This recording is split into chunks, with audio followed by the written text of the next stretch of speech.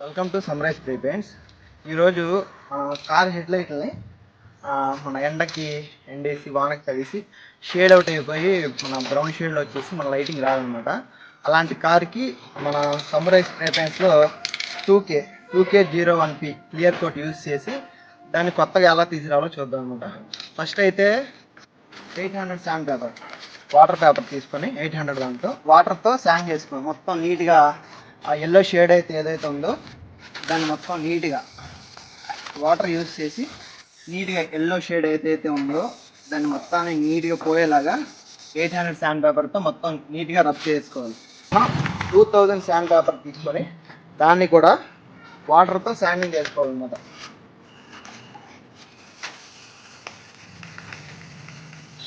అలా sanding complete అయిన తర్వాత నీట్గా మంచి క్లాత్తో నీట్గా తుడుచుకొని చుట్టూ మన మాస్కింగ్ టైప్తో అతికించుకొని మన క్లియర్ ఓన్లీ హెడ్ లైట్ మీద మాత్రం పడాలి. మిగతా పార్ట్ మీద పడితే అది డిఫరెంట్గా కనిపిస్తుంది కాబట్టి మొత్తం మనం మాస్కింగ్ టైప్తో న్యూస్ పేపర్తో కవర్ చేసుకోవాలి. లైట్ మీద మాత్రమే పడాలి మనం స్ప్రే చేసే క్లియర్. అందువల్ల చుట్టూ నీట్గా మాస్కింగ్ టైప్తో న్యూస్ పేపర్తో కవర్ చేసుకోవాలి. Top coat clear.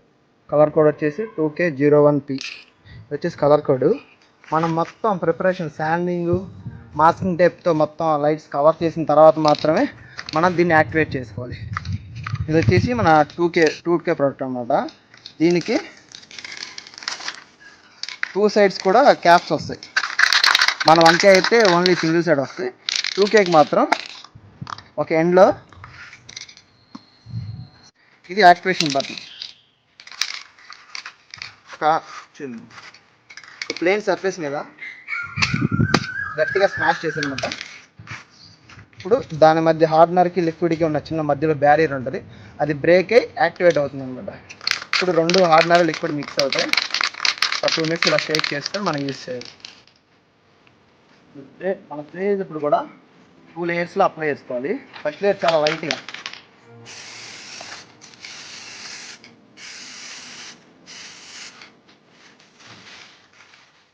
Layer apply చేసిన తర్వాత ఆఫ్టర్ అవుట్పుట్ ఇది